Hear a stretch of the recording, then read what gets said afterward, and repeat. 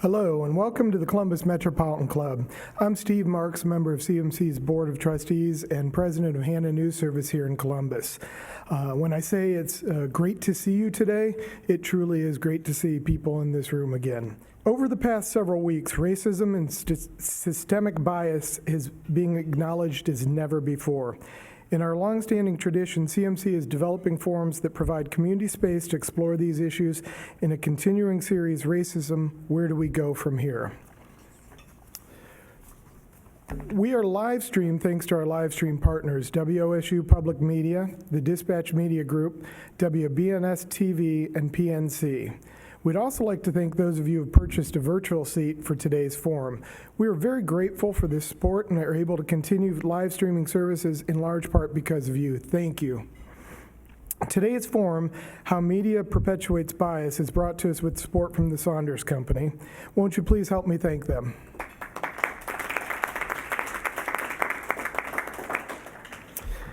Countless studies over the years have revealed examples of bias in media. Bias in today's media and in other places perpetuates stereotypes, fuels unconscious bias that directly impacts how we think, feel, and act. Where do we go from here? Please welcome Senior Legal Analyst, OSU Kirwan Institute for the Study of Race and Ethnicity, Kyle Strickland.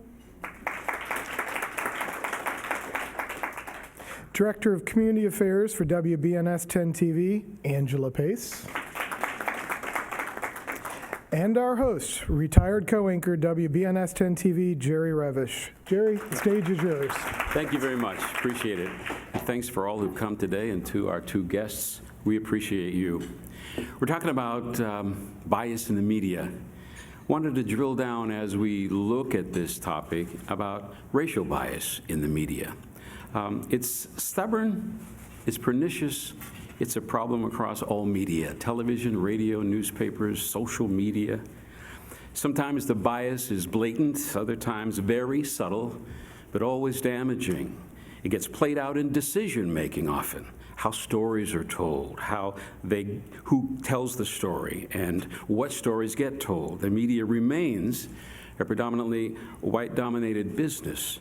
Many reporters, producers, and assignment editors have little, if any, real understanding about Black life, Black culture, Black people. It's not part of their life experience. And all of us, Black, white, Asian, Latino, you name it, all view life through the lens of our own experience. It gets reflected in how we do our jobs. The pursuit of truth, though, must transcend those differences. I want to pose a question to my panel today as we start here. What does racial bias in the media look like? What does it sound like? Well, since I'm the oldest person up here, with the exception of Jerry, I'll start. This is what it looks like. Sitting in a newsroom, listening to your producers and your assignment editors talk about the stories that we're going to cover for the 11 p.m. news.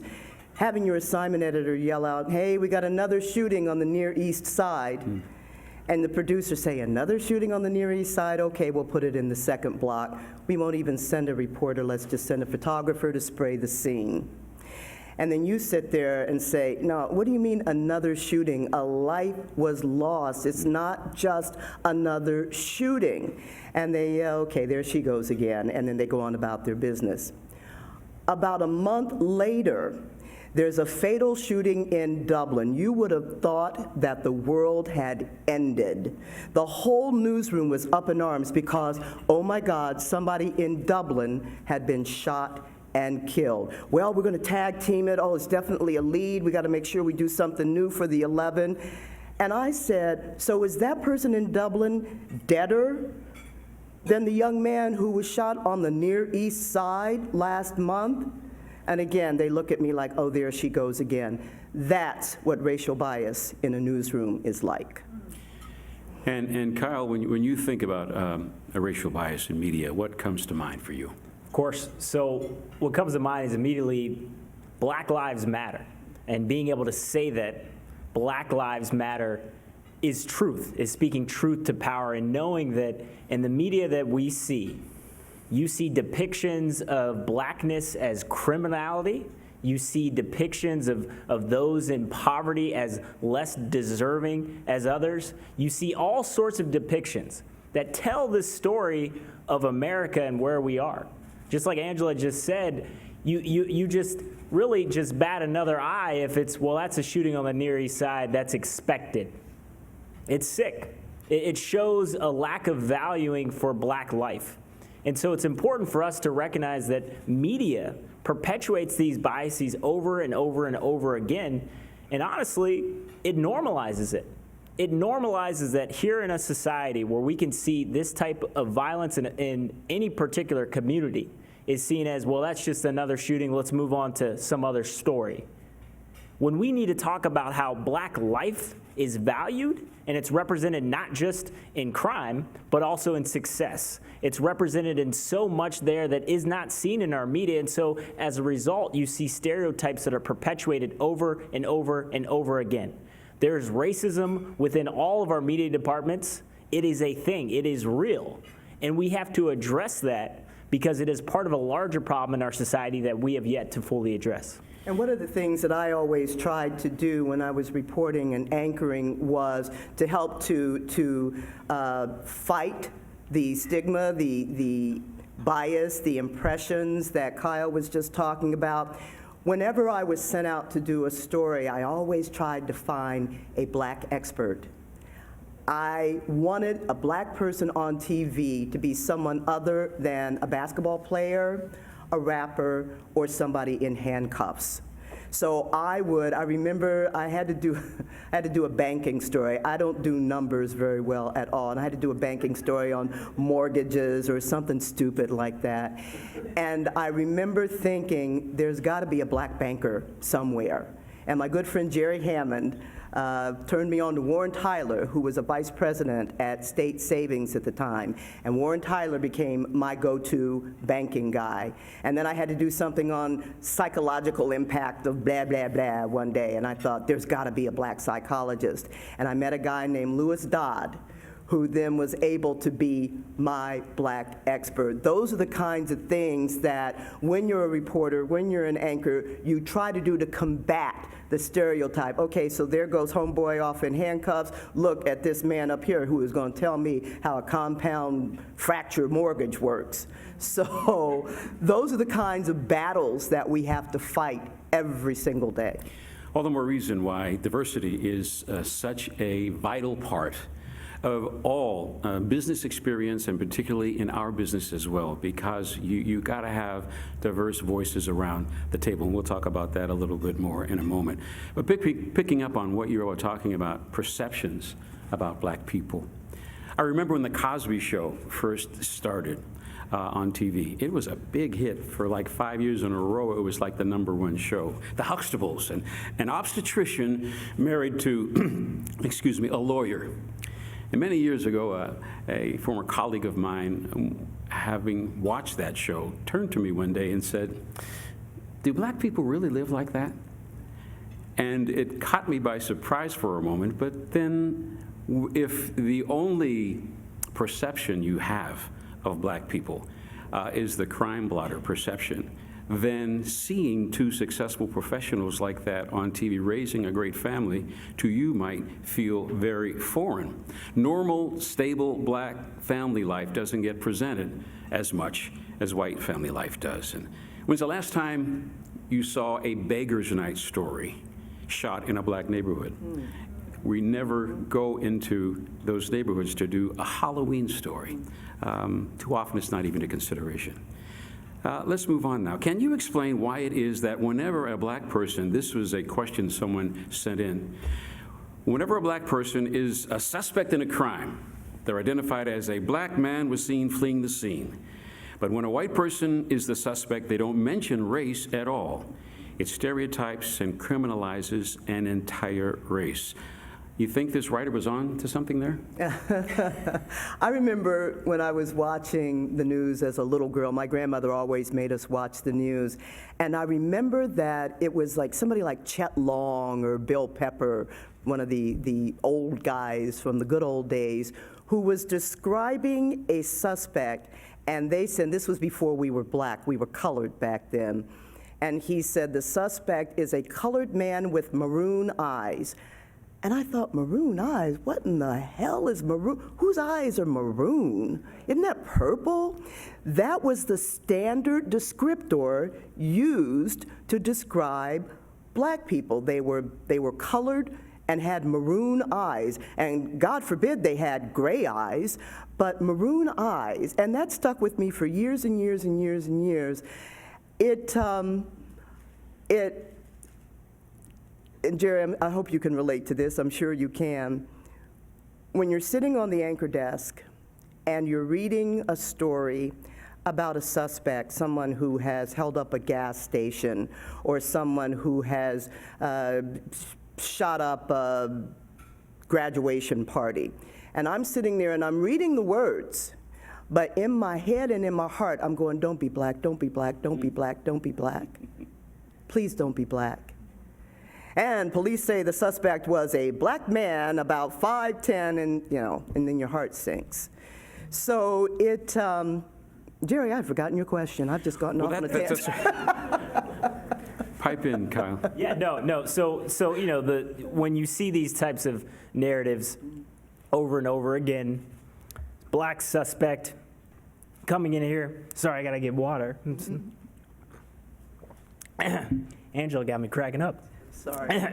So one of the narratives that you see, when I see this, I think, wow, well, I better not be walking around outside, because when I see these narratives, the description is somebody who looks like me. I mean, it is a consistent thing that you see time and time again, where you're supposed to be fearful of black people. You're supposed to be fearful of these criminals that are coming to get you and your kids and your communities. It overemphasizes the amount of violence that's actually in your community versus, the facts that people have different perspectives, different backgrounds, and you don't describe the types of school shooters that we often see, which have been predominantly white. You tend to have folks say, well, that's a mental health issue. That's what that issue is, which also further stigmatizes those with mental health issues, and instead, doesn't get at some of the root issues, looking at things like the issues of gun violence and the pervasiveness of guns in our society, and it tries to pinpoint criminality on people. All of it is rooted in racism and this idea that there's some sort of personal deficit or some sort of cultural or group flaw with a set of people which makes them criminals or more likely to be criminals. This is why you see terms like super predators, all these terms during the time of the war on drugs, where this was to criminalize black and brown communities. And what isn't highlighted is the fact that there are some places in the suburbs who are committing crimes at similar rates. They're just not getting over-policed and over-surveilled. And they aren't looked at the same way as a dangerous suspect as others might be. And so I think we perpetuate these narratives when we talk about these suspects that we see over and over again. Black people are more than just suspects. We are people, and our lives matter, period, point blank. And speaking of criminalizing, about 15 years ago, I went shopping, went to a discount store, and I've got objects in my hand trying to compare prices and ingredients and all that. And there had been this little boy, about 6 or 7 years old, little white boy, just ripping and racing up and down the aisles. And I realized after a few minutes that he had stopped at the end of the aisle I was in, and he was staring at me. And I smiled and said, "Hi, how are you?" He said, "Are you stealing those?" And I said, "Excuse me?" He said, "Are you stealing those?" Well, I was so completely caught off guard. Those of you who know me know that I am rarely at a loss for words, but I had no response. He said, "Are you stealing those?" And I opened my mouth to say, "Well, of course not." And he said, "My daddy says all black people steal, and that's what we see on TV." And I opened again my mouth to say, "Where is your daddy?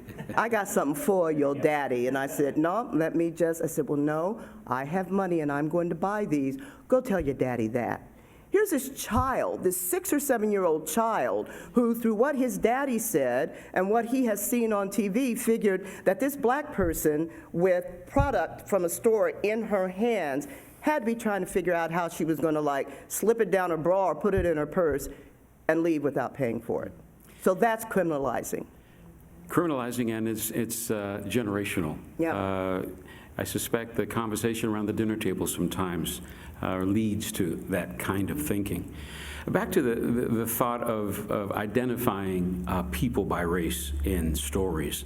I, for one, don't think racial identifiers tell you much of anything about that person. A suspect description is supposed to be about how a person looks.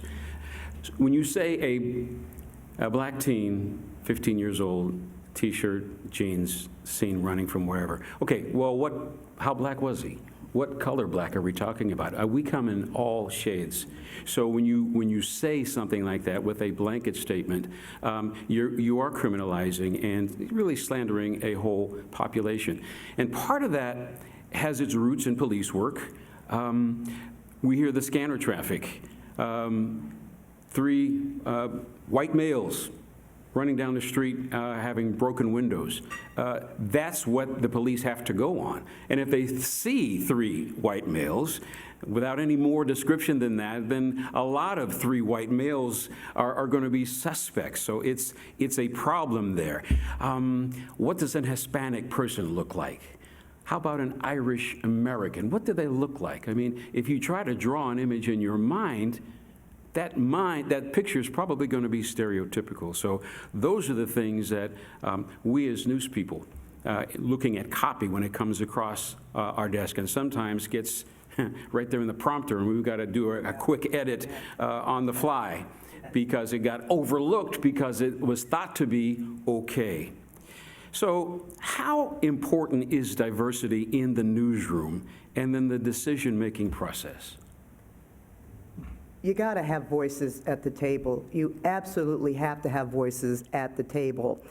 And unfortunately, when folks start hiring in newsrooms, the first thing they think about, well, we got to have somebody black on air.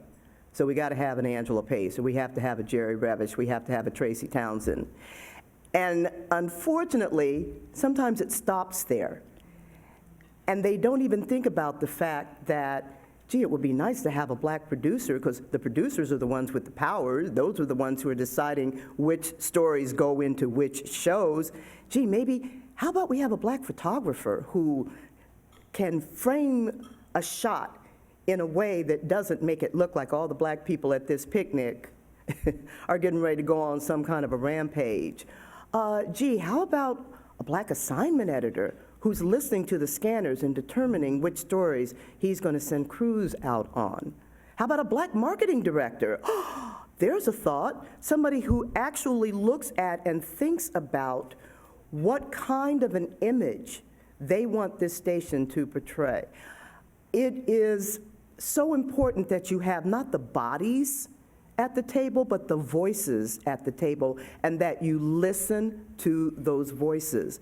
But in a business like TV, where I think that, and I don't know how many television stations we have now, 300, whatever, probably a lot more than that than it was when I was working, but the last number I saw was that maybe 6% of the news directors in television are African American. Well, no, let me take that back, because I think it said people of color, so that would then bring in Hispanics and Asians and, you know, all of the minority populations. And I think something like 1.5% general managers, those are the big bosses. So when you're looking at those kinds of numbers, then of course you're not going to get the diversity, you're not going to get the eyeballs that can see the world through a different lens. You're not going to get that. What you're going to get is what you see, and that is lots of times a newscast that is framed, produced, created in the eyes of a white man, or, because we've got more women news directors now, a white woman. And that is not America, folks. That's not America. Now, Kyle, you spend a lot of time in bias training. What are you training people to see? Yeah, so there's a couple things for that. So one, it's always recognizing that we all have biases. So the way that we grow up, the way our life experiences have been, the way that media depicts people, that all affects and adds into stereotypes that affects our decision making. We make quick decisions. That's how we're able to operate as humans. But the problem is when we make those quick decisions and shortcuts, we rely on these types of stereotypes that perpetuates inequality. And so one of the things that we talk about in some of our bias trainings and a lot of the work that I do is more so also on policy change and cultural change, because it's one thing to say, well, we know that racism and diversity is an issue, so we're going to have an implicit bias training. Check it off the box. The diversity box has been checked, when in fact, just being aware of the biases you have, that is important. But you also have to do something about it. And that also means that when you have people into the table, you don't see diversity as an afterthought. You don't see diversity as, well, we met our mark, they're at the table, but we actually don't take their voice seriously, as Angela said, when they speak up. Or that's just them going on whatever tangent that they're going on. That's not reflective of what we need to talk about. So what we talk about in bias is not just about our biases that we hold, but about the history of this country and how the context of where we are affects today. I mean, the facts are that this nation was founded on the genocide of indigenous peoples and enslaved African people. And that still affects us today because you have laws like Jim Crow, you have all sorts of redlining, segregation, all of that permeates into our structure. So none of this happens in a vacuum. And some people get upset about people talking about terms like systemic racism. I've seen watching the live stream of any sort of newscast and seeing the comment feed that are probably happening right now about people being so upset about people talking about racism. They're so tired about talking about racism.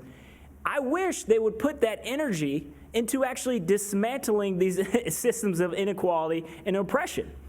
And so when we talk about issues of bias, we say it's not enough just to recognize that we have our own biases. We also have to recognize that there are systems in place that provide certain privileges and benefit of the doubt on certain people. In many cases, it's white people over others. And then you talk about things like sexism and all sorts of other facets of our society that we need to address. And when we see the current tumult in our country now over police shootings and police brutality, violence that way, I guess a refreshing wind is blowing in a sense of not all the protesters are just black people. We're seeing a broad spectrum of people and a lot more white people out there agitating for that change. And I think it's that kind of movement that is going to help push all of this along. How does the abundance or lack of oversight in streaming media, social media, affect reporting and the reporting landscape, if that's a question you can get to? Yeah, so one of the things that I'll just highlight is there's got to be some accountability.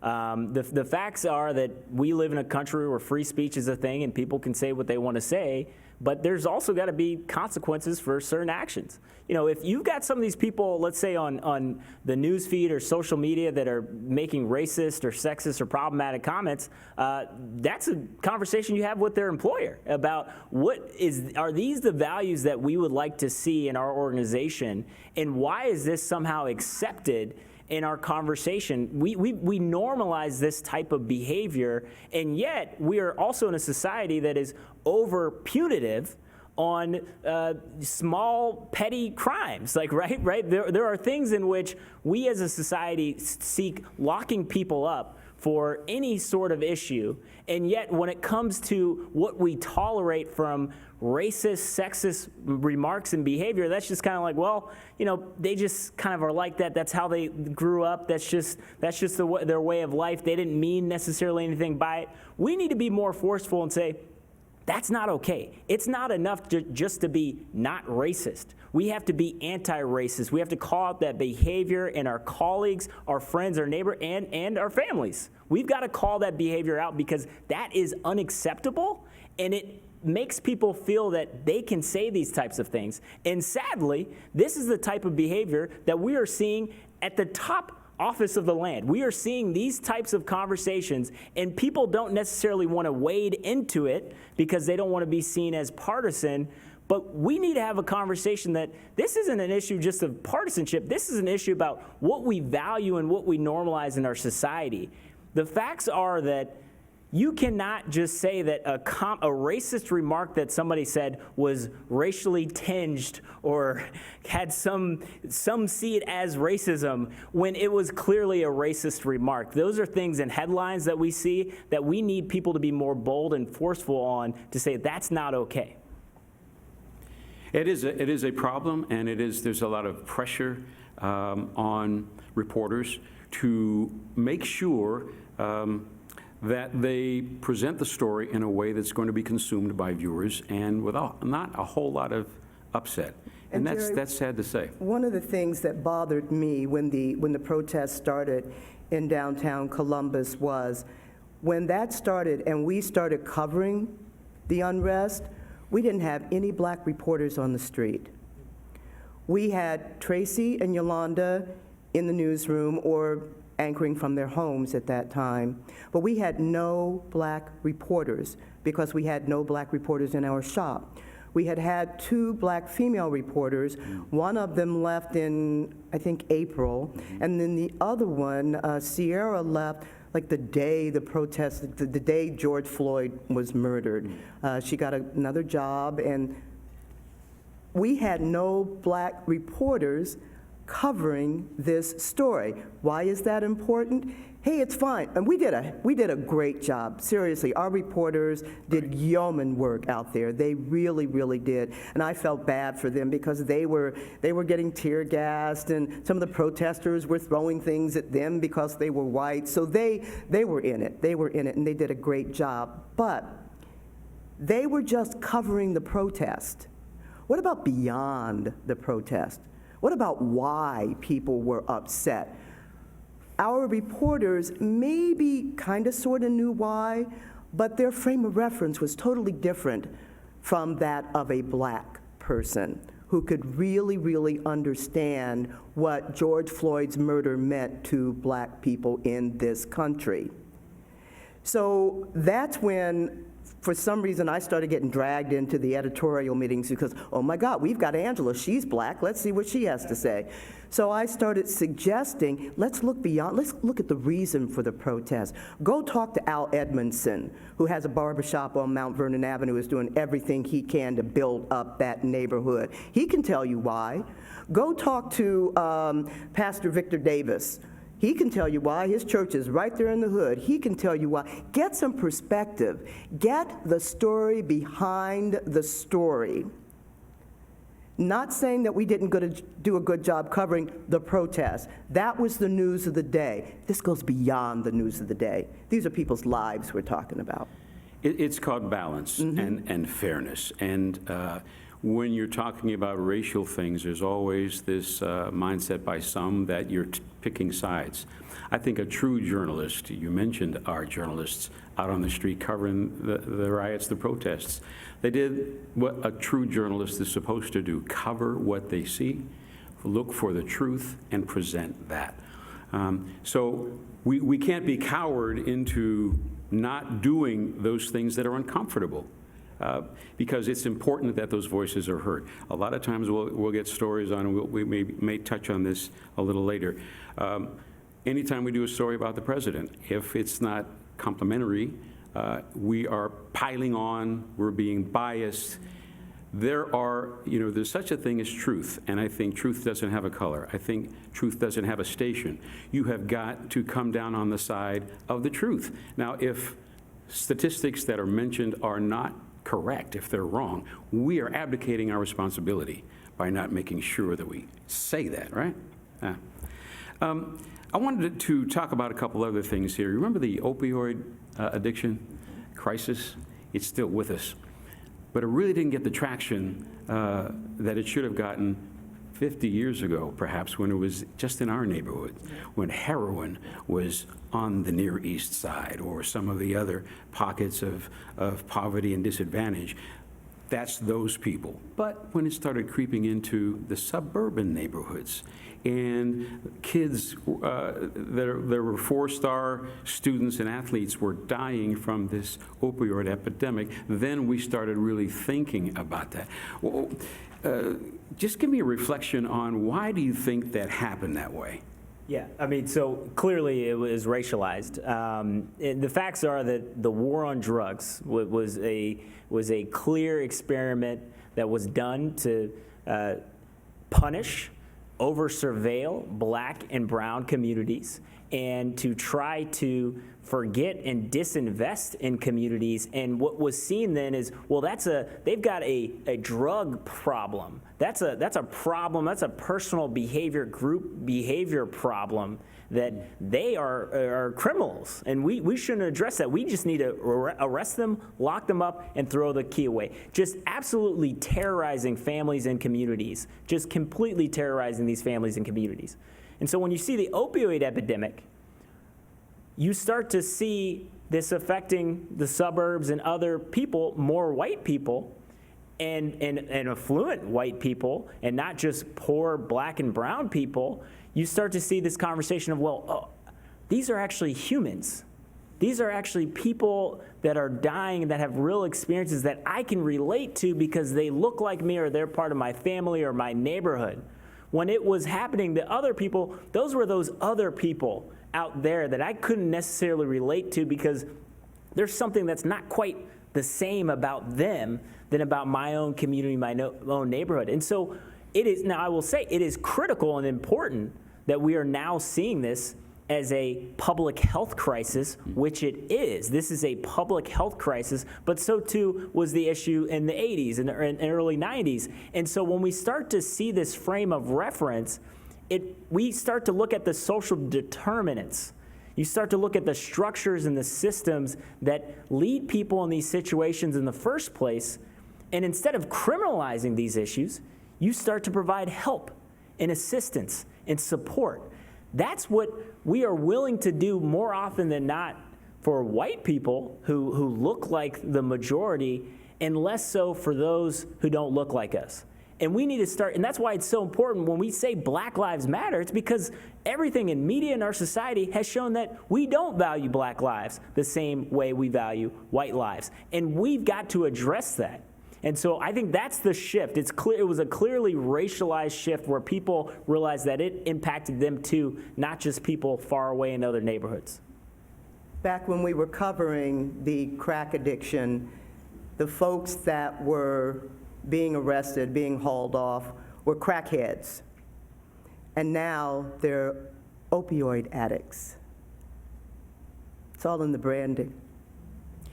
All in the branding, and really now we're getting down, as you mentioned, it's a public health crisis. We're seeing a lot more resources poured into prevention, rehabilitation helps that way now. So, you know, unfortunately it had to come this way, but we're also benefactors of the help that's coming through. Bias in covering law enforcement. Sometimes I think reporters pull punches when it comes to police-related stories for fear of offending some viewers, or even the police union. I've had, in my experience in my reporting years, I've had a public information officer on the other end of the phone who said, if you run that story, you are never going to get another comment out of me ever. We've got to be able to, in the media, we've got to be able to withstand these sorts of pressures and tell the truth. An officer-involved shooting is a dainty way of saying the police shot someone. We need to be clearer, more precise in our language when we talk about these things that are happening in our community. No? Yeah, look, what I would say is this is so critical, so important when we talk about the issue of police violence, because the implications of state-sanctioned violence against people just shows the power dynamics that where police are given the responsibility and the power to have a weapon and to kill somebody and to have that justified.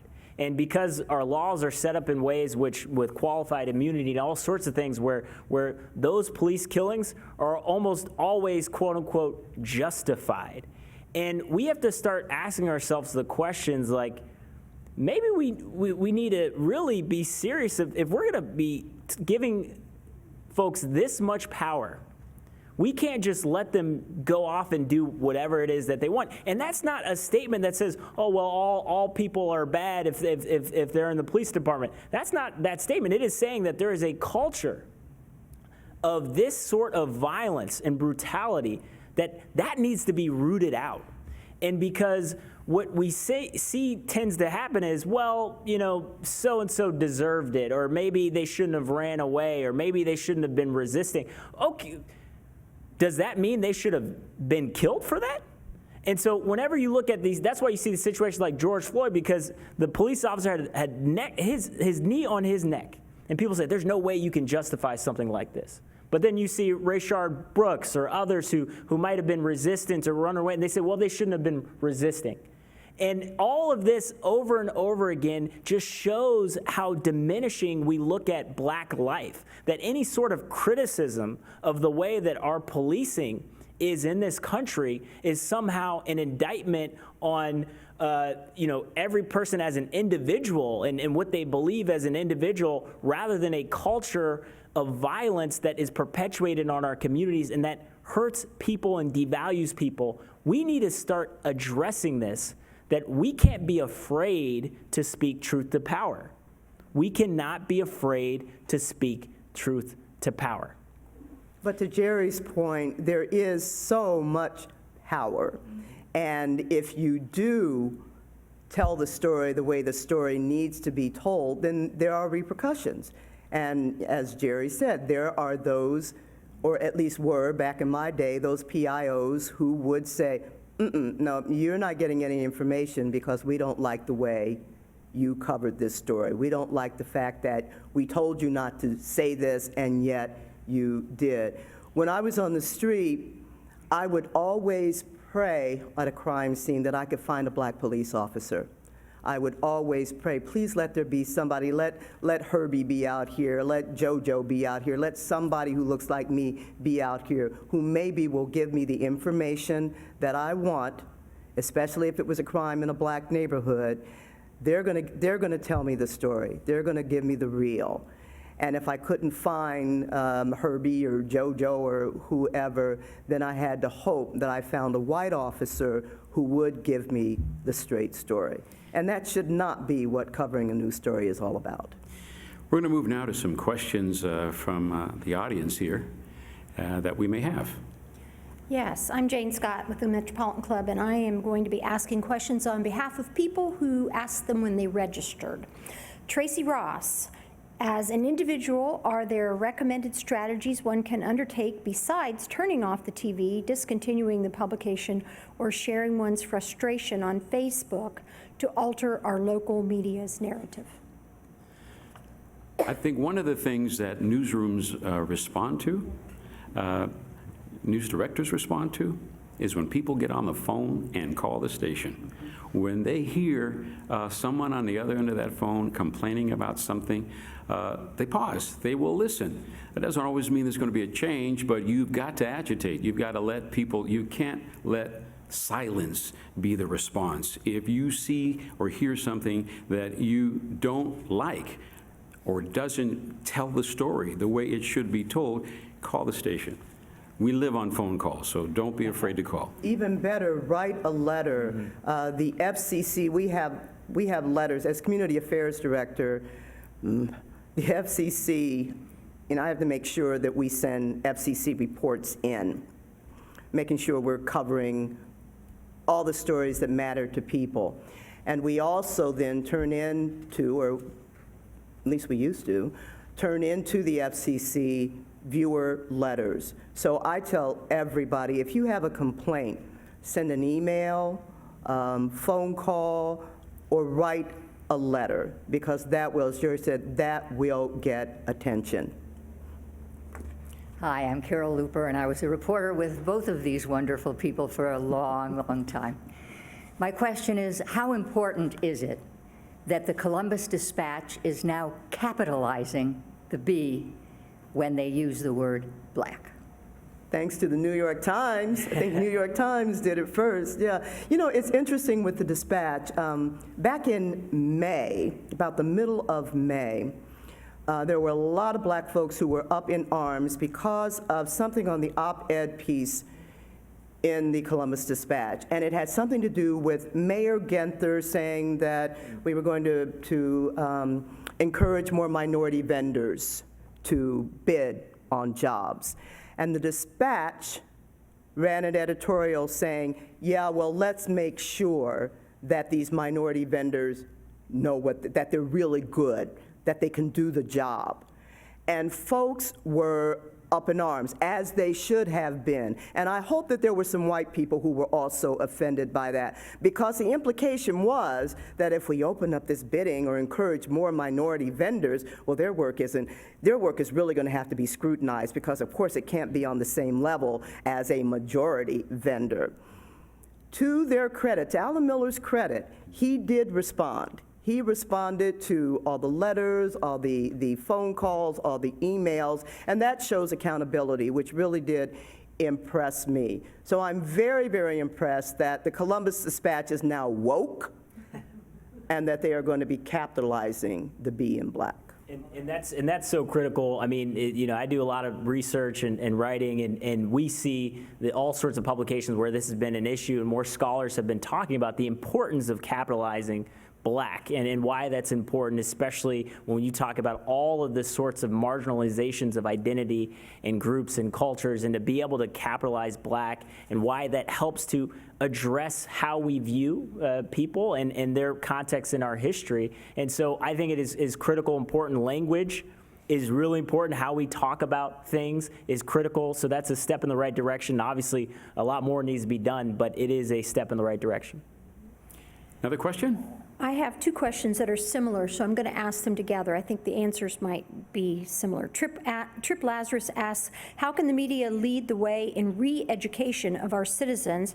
And Steve Gravenkemper, what can the media do to promote healing and bringing people together to make things better in the future? So sort of a similar theme, I think, between those questions. So I'll take the bringing people together piece. So one of the things people have to realize is that there's no kumbaya moment when we're talking about racism. This is not a thing where people are just going to come together and over a meal and talk about how we all need to be united. The facts are that the tensions that we have in our society is the result of not talking about these issues and being uncomfortable with these issues and thinking that we don't need to be divisive about it. We just need to come together and stop talking about racism. The more you talk about the racism, the more it's a problem, when that's in fact not the case. And instead, people need to stop treating this as an academic exercise. They need to stop treating this as like, well, what do black people think about this? And instead, listen to people's lived experiences and be willing to confront your own biases. And so what that means then is saying, I've got to hold myself accountable and recognize that I've been part of the problem, and don't take that as an indictment or an attack on you as a person.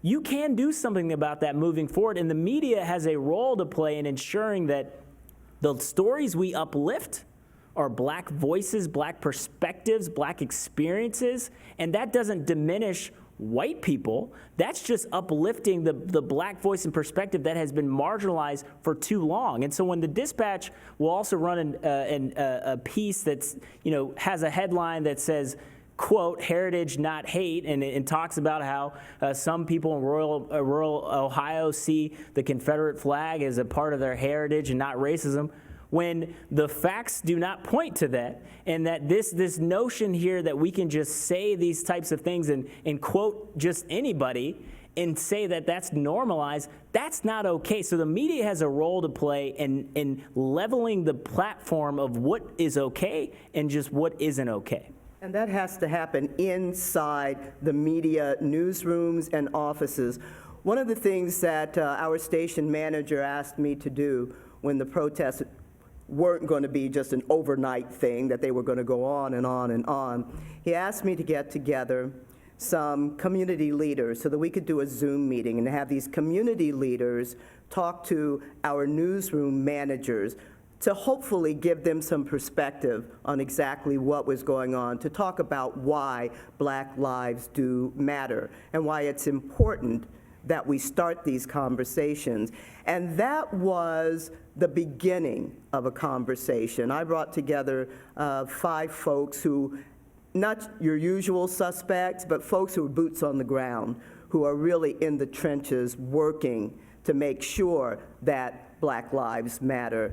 And they had a great, very open conversation with our newsroom managers, and I think that was the beginning. I think that that laid the foundation. So now our newsroom managers are going, oh, okay, so when we do this story, then maybe we should look at it this way. Or how about we call Al Edmondson or Stephanie Hightower or Carla Williams Scott and talk to them about why this is happening. Why don't we then bring more of these voices to the table? And that's where that change then starts to happen, when you listen, when you're willing to listen. Don't just pay lip service, but when you're willing to listen to all the different voices out there and then make sure that those voices are heard. It's going to be uncomfortable sometimes, Yeah. but it's necessary. Yes, your question. Good afternoon. I'm Kathy Fox with Community Strategy Partners. My question has to do with the part of the media that we haven't really yet talked a lot about, that's not part of the FCC broadcast regulated media, that has an obligation for community service. So all that cable stuff and all that internet stuff out there, how do we begin to address the challenges there where there's not a requirement for truth or fairness or balance or any of those important things? I'm gonna let the young people answer this one, because Well- I try very hard not to do any of that stuff. It's frustrating. I tell you what, if you look at any sort of platform and you look at what goes on in our media, you see some of the things that happen on the internet and on even on Facebook and Twitter and these social media platforms, and the amount of hate that you see is despicable. And it wasn't until you started to have big companies and advertisers start saying, we're going to boycott advertising, then you started to see some changes in this. And so, one, you have to have those big corporations, money is power, right? And the more that they say that we're not advertising on your platform until you deal with this sort of hate, we have to start doing that, and instead just say, well, we're just kind of like, well, those are just fringe comments on the society, and that's just over there on the side. When these are pervasive narratives, and people are just saying things like they're truth, when in fact you've got propaganda machines, you've got all sorts of things that are spewing out this hate, and again, you have some leaders in power who are calling truth fake news. I mean, it is outrageous. We have normalized. Sometimes I wake up, I'm like, I cannot believe we are in the situation we're in. We have normalized this as okay, and somehow a conversation about masks is a takeover or something by the government. I mean, all of these things that we see, we need advertisers, we need organizations to step up and speak more loudly than those loud voices on the fringe. And most people young people are getting their information from these other sources, and they're looking at that as news. They think that's news, and you can see the declining rate of folks who watch television, get their news from television, and the growing number of people who are like this. And that's what they think is real news. It's sad, it's tragic. Got to work with trying to get those gatekeepers to pay attention here too, because you can boycott, you can do all these other things, but unless you get that change in the C-suite, unless you get that change where the people are making policy, making decisions, it's not going to go very far. Next question. Bill Lafayette asks, could newsrooms make an effort to feature community leaders in the Near East Side and similar communities who are working to strengthen their neighborhoods? And Carla Williams Scott asks a similar question. How can we get the media to report more positive things that are going on in the Black communities? Well, and thank you to Carla Williams Scott, who was one of the members of that little kitchen cabinet that I put together. And I think that, as I said, what we did by Zooming these community leaders, not the usual suspects, with some of our news managers, that was a good start. But there has to be somebody there who holds them accountable. There has to be somebody who says, well, you know what, once this all dies down, we can go back the way we used to do it. Yeah. No, can't do it that way. You can't do it because then you're going to have that same problem raise up. So there has to be a real commitment on the part of the folks in that newsroom. That has to be part of the fabric. Part of their culture now is, oh, you know what? They've got this great book drive at Al Edmondson's barbershop. Let's go do that. This is a neighborhood trying to help neighborhood kids. Let's go cover that story. Instead of, oh, look, they're burning down Al Edmondson's barbershop. Let's go cover that story. So there has to be that commitment. And once those news managers are made aware, hey, we're watching you. We're making sure that this was not just a waste of Zoom, that y'all heard us. Once they're aware, then hopefully they're going to be more sensitized to the fact that all these stories need to be covered as well. Sir, quickly, we're going to get your question. Very quickly. On the subject of social media, there's pressure to regulate content. And I'm wondering if you envision a day when somebody does that with commercial media, specifically with respect to political advertising. A lot of that has racial overtones, and it's dog whistle, subliminal type messages. They're crafted, you know, by very intelligent people, and I'm just, there's very little truth in any of it. I'm just wondering if you envision that same thing happening in commercial media. Thank you. That's going to be tough because just, you know, free speech regulations, political speech. And dollars. Yep, and just Dollars. and dollars and where the dollars are coming from. So that's going to be tough. And so, you know, you're not necessarily going to see that in that same light. But that's why it's also important to support and uplift and provide the dollars and support for those who can speak truth to power in the midst of all this sorts of media. And I think, you know, and one last thing on the positive story front, we need to show those positive stories. But we also need to frame them in not ways like, you know, they beat the odds, and, you know, wow, congrats to them. And instead start to say, like, why were these systems like this in the first place? It's not because that individual has any sort of issue. It's because we have disinvested in education. We have disinvested in these neighborhoods. Those are policymakers who make those decisions. And whether you are in a suit or a hoodie, your Black life matters too. And we just need to make sure we're lifting those up as well. One of my young friends, Kevin Tyler, started a campaign, a social media campaign called #StopKillingUs. And basically he just asked Black folks that he knows, just tell us about yourself as a person. Tell us about yourself. Show us a picture of yourself at your happiest. Tell what you like, what you don't like, because we want to be seen as people. We want to be seen as people. So just show a nice picture, put something happy. Yeah, I love all kinds of music. I hate polka music. I don't like cats. I like dogs. Whatever, to make you look like a person. And then # Stop Killing Us, because we are all people. Angela Pace and Kyle Strickland, thank you so much for joining us today. I hope you found today's forum definitely informative. There's a lot of work to do. These are great voices that gave us direction. As an owner of a media company, I took a lot out of today. So we hope you'll tune in next Wednesday at noon online or in person here at the Boathouse as we continue the series, Racism, Where Do We Go From Here? Featuring 3 young Black women sharing their stories and perspectives of life in America for them. Thanks to our live stream partners, WOSU Public Media, PNC, the Dispatch Media Group, and WBNS, and to the Saunders Company for their support, and to our online virtual seat patrons. Thank you. Special thanks to our speakers, Kyle Strickland, Angela Pace, and of course, Jerry Revish.